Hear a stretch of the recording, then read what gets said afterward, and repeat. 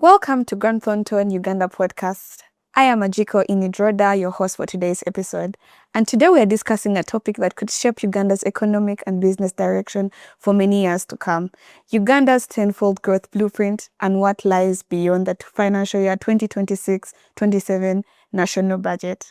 National budgets are often discussed as a collection of figures, how government plans to spend, and how much revenue it expects to collect, and which sectors should receive the largest allocations. But this budget is being presented as more than an actual spending or an annual spending plan. It is being positioned as a beginning of a major structure transition supported by Fast Oil, the Tenfold Annual Growth Strategy, and a strong focus on agro-industrialisation, tourism, development, science and technology, and innovation, commonly referred to as ATMS. The budget framework projects economic growth of 10.4%, provides for an annual resource envelope of 84.39 trillion, and anticipates a new petroleum revenue stream. At the same time, businesses are facing important changes in taxation, financing costs, logistics, public investment, and a broader operating environment. To help us break this down in simple and practical terms, my guest today is Simon, a senior associate in transaction advisory, who brings experience in macroeconomic analysis, public finance policy, and the interpretation of government budgets and development strategies.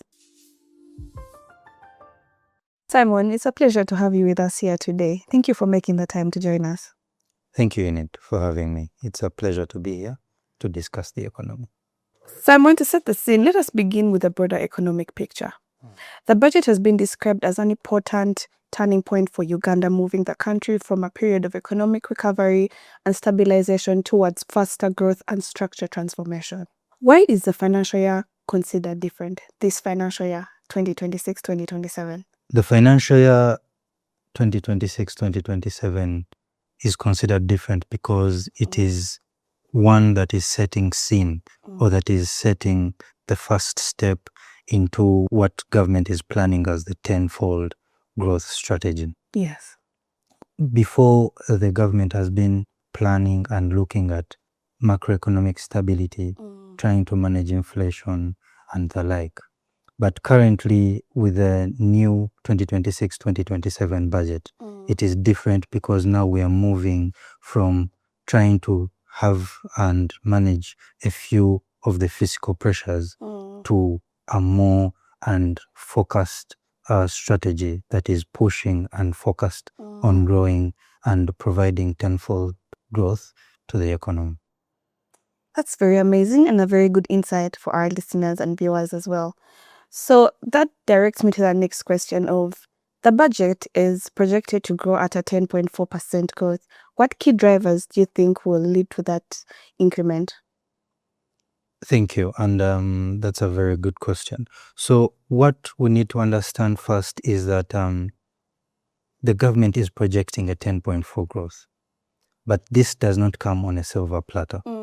We need to have a well-oiled machine that will help drive this from one step to the next step. Yeah. The government is projecting for us to have a 10.4 growth, but this can only be achieved if what the government is planning or has set in place is achieved at the right time. Yes. Timing is very, very key. Yes. If we are looking at the investments the government is planning to have in terms of infrastructure development, Fast Oil achievement, and all the other structure developments around it, the timing is very important.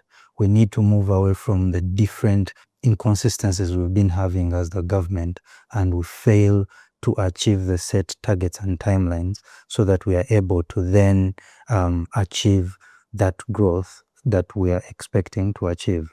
Basically, the government is projecting that for us to achieve that tenfold growth by 2040, the economy will be expected or should be expected to almost double every 5 years.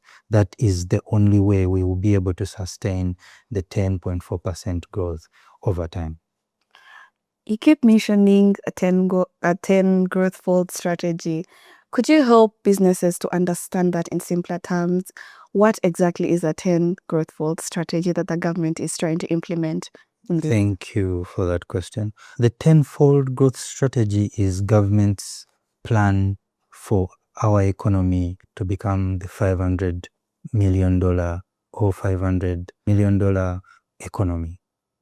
For us to achieve this, the government is saying that we are going to move away from just having basic systems the way we've been operating. Yes. We are operating at a low scale, and we are going to move into faster growth, more value addition, and more export-oriented economies. For us to then achieve this, we have to then know that and implement that we are saying that the size of the economy must meet the production and the demand. If the government is investing in agro-industrialization, then we have to move from us having primary products, that is your maize, your sorghum, your wheat, to us now doing the local value addition and then exporting this to the international market. How does the 84.39 trillion support that long-term strategy? So government is looking at achieving this 84.39 trillion in three ways. The first is through the domestic collections as well as the local resource mobilization. In this, we are looking at the revenue collections as well as our local securities, maybe bonds, treasury bills, and the like. In this, the government is projecting to collect over 50 trillion shillings.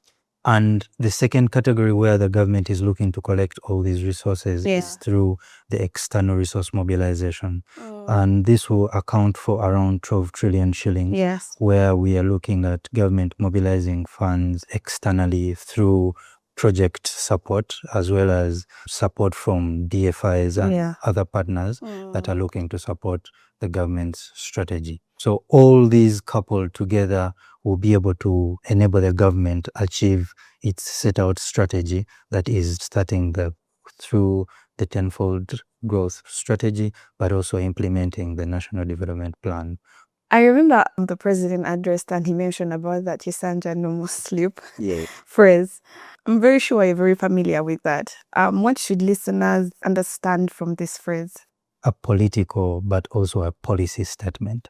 It is a statement that the president used to direct the government and direct the people he's working with through ministers and other government officials, the technocrats, that we are supposed, or we from henceforth in this new financial year, we are moving away from a state where we have been lazy or reluctant, where government implements and invests its resources, maybe in infrastructure development, in other sectors, maybe education, government invests its resources, but the technocrats or the politicians or the people he's working with in general fail to follow up and meet these deadlines. These reluctances have been the major reasons as to why we've been able or we've not been able to meet the set targets. So the Chisanja no more sleep is more of a policy statement telling the government and the country at large that we are now moving to a state of improved service delivery, better follow-ups, and as we've seen in the recent cabinet appointments, the Ministry of Local Government has intensified its follow-ups and accountability stretch.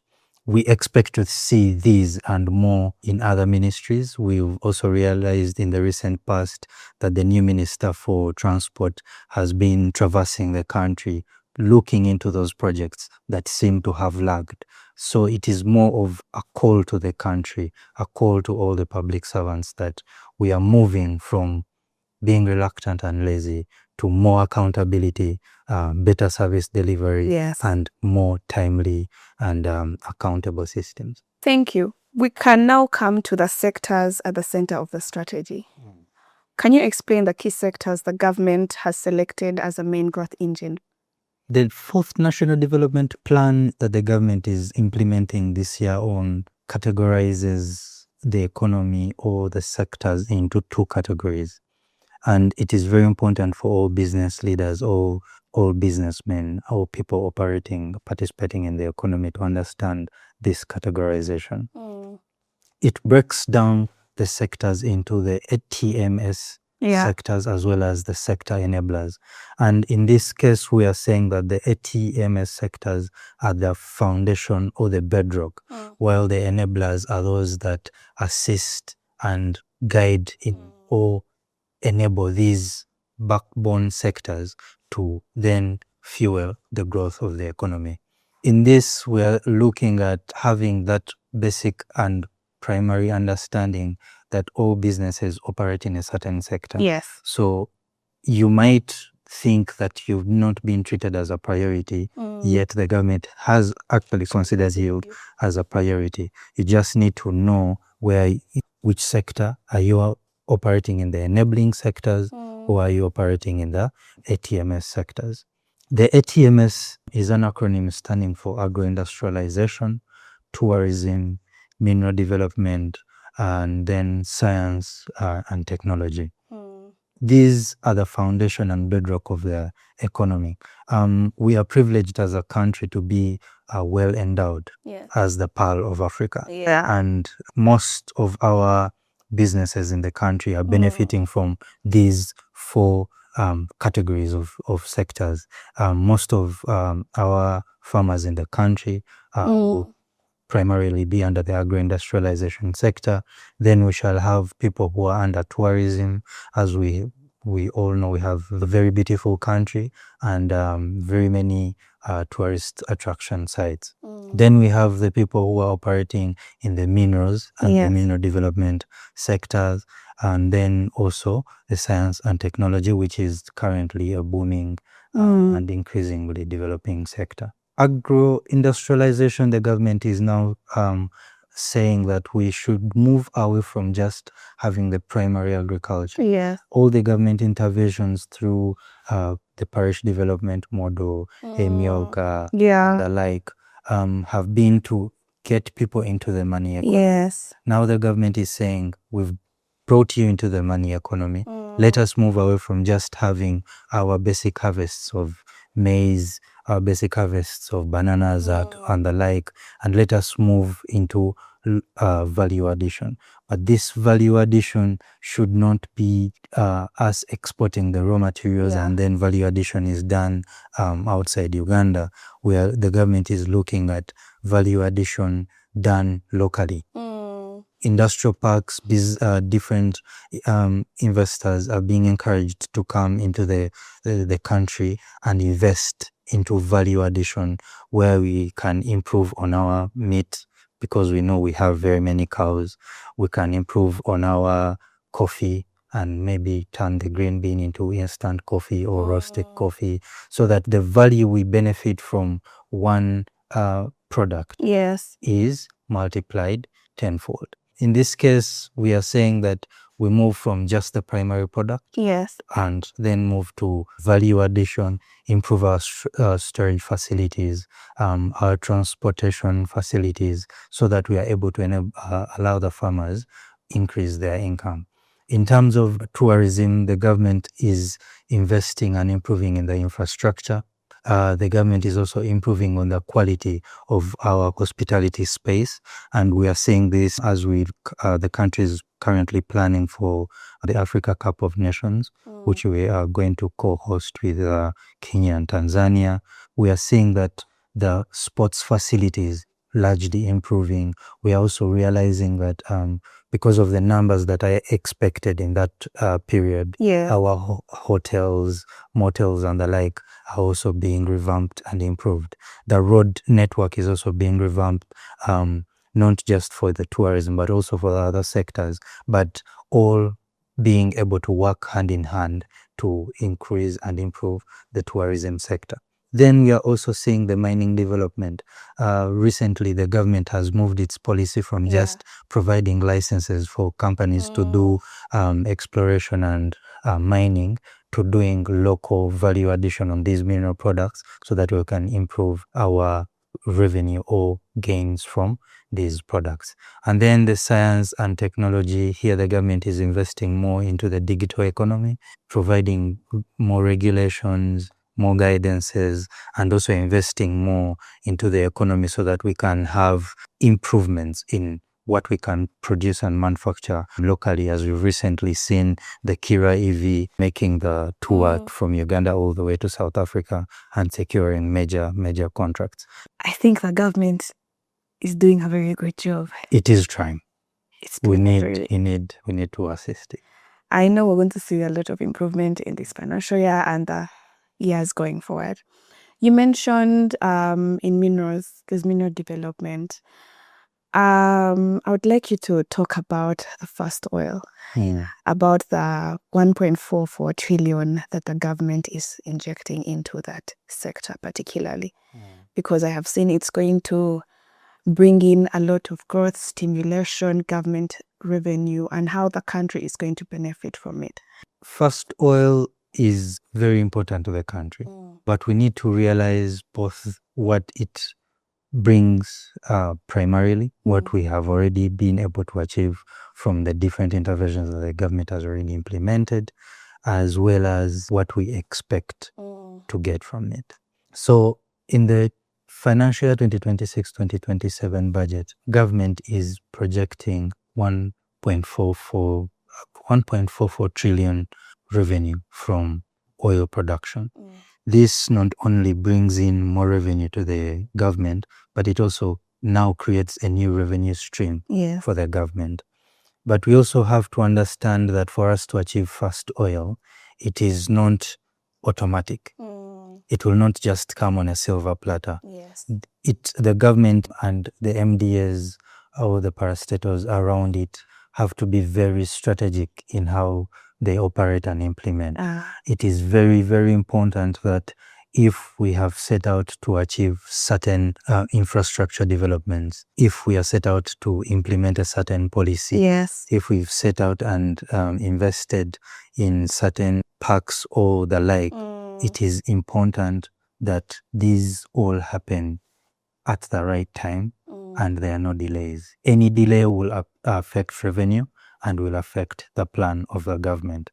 But to businesses and all business leaders, the key here is not, or to try to ensure that you're not chasing.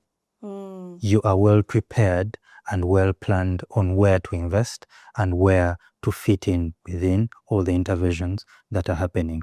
If you're in the logistics sector, your plan has to be around how I improve my transportation. How do I improve my network? Because as the investments come in, as different companies come in to set up, you have to know where you'll be able to fit in.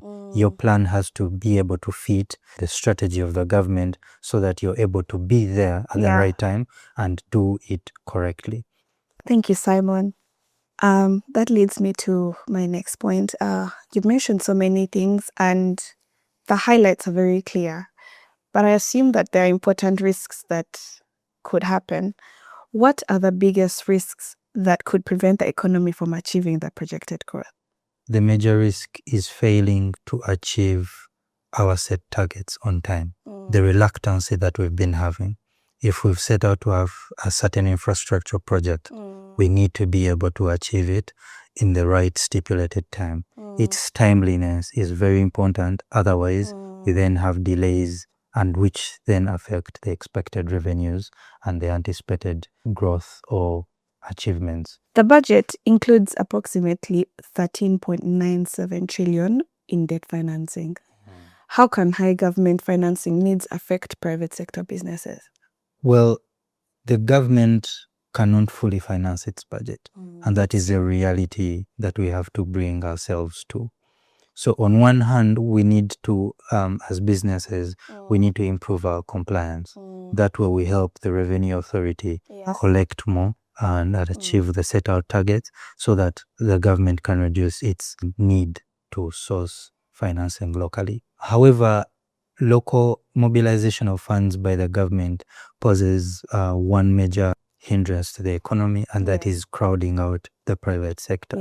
If the government is in need of quite a lot of money from the local market, then you realize that most of the financial institutions that have this money and are willing to lend it out to the rest of the market or the private sector will be leaning towards lending this money or buying the government securities through the bonds and the bills, because they provide a safer return to these financial institutions. And a safer return without a lot of work becomes easier for these financial institutions. What that then does is that it crowds out the private sector.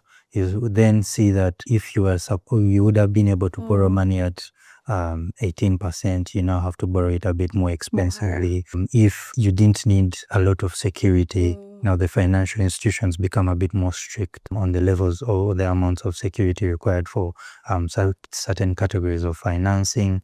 And then you also get to see that the SMEs that would have been moving from one level to another then face major hindrances, because as we all know that our SMEs might not have that strong asset backing to provide the security. So if they can't have the asset backing, it then becomes very, very difficult for them to get direct or easy access to financing.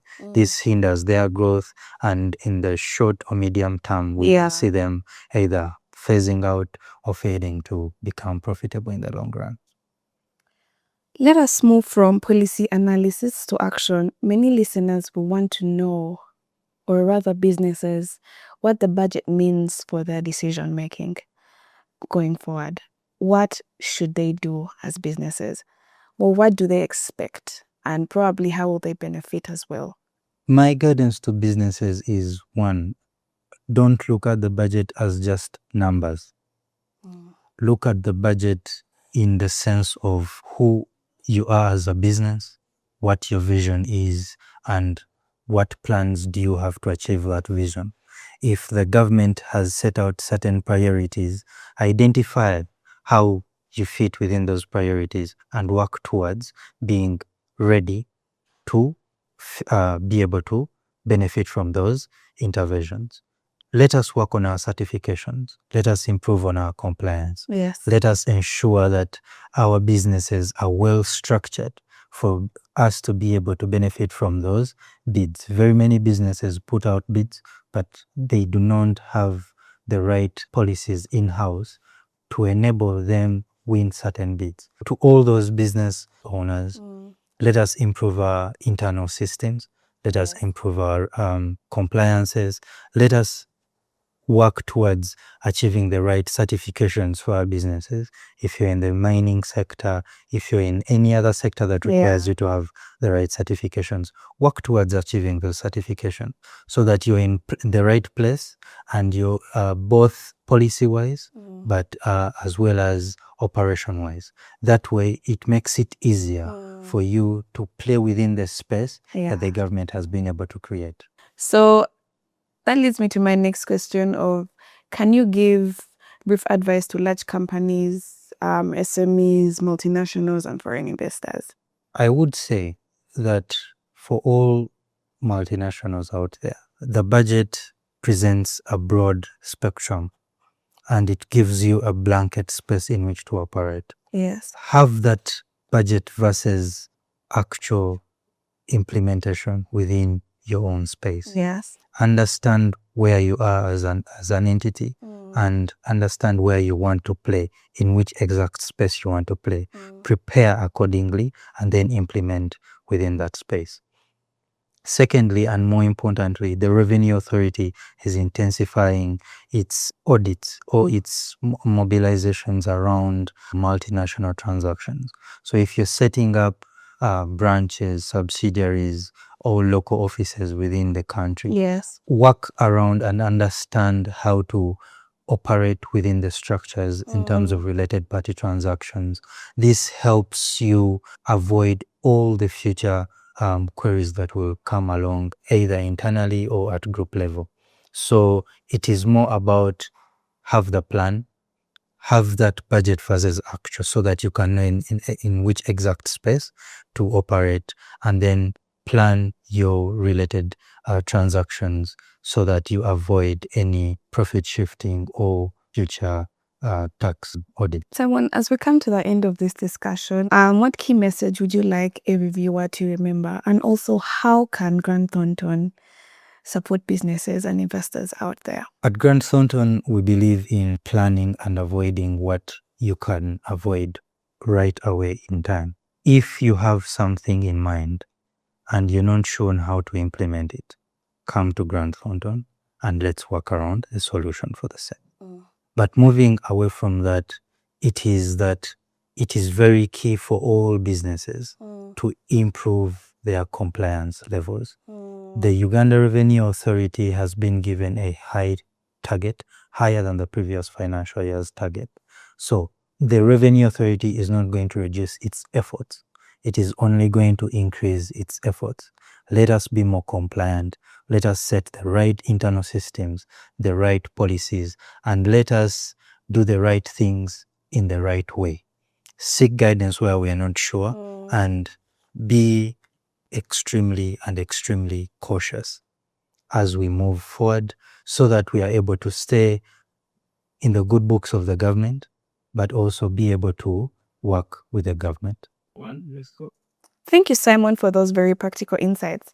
As we conclude today's conversation, one thing is clear for sure. Uganda's Tenfold Growth Blueprint is not simply a government slogan or a set of ambitious budget numbers.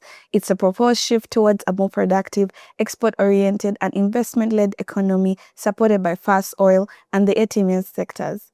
The potential opportunities are significant, from agro-processing, tourism, minerals, technology, oil and gas, infrastructure, industrial parks, logistics, and financial inclusion.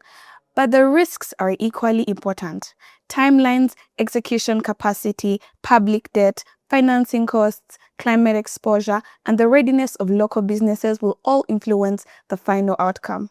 For business leaders, the most important step is to translate the budget into a practical company response. Review your costs, financing, tax position, supply chain, investment pipeline, and the capabilities needed to participate in the emerging opportunities. At Grant Thornton, we believe that clarity creates confidence, and conversations like this help businesses and investors understand change before making major decisions. Thank you for joining us on this episode. If you found this discussion helpful, please share it with your colleagues and continue engaging with us as we explore the issues shaping Uganda's businesses and economic environment. Thank you for listening. Till next time.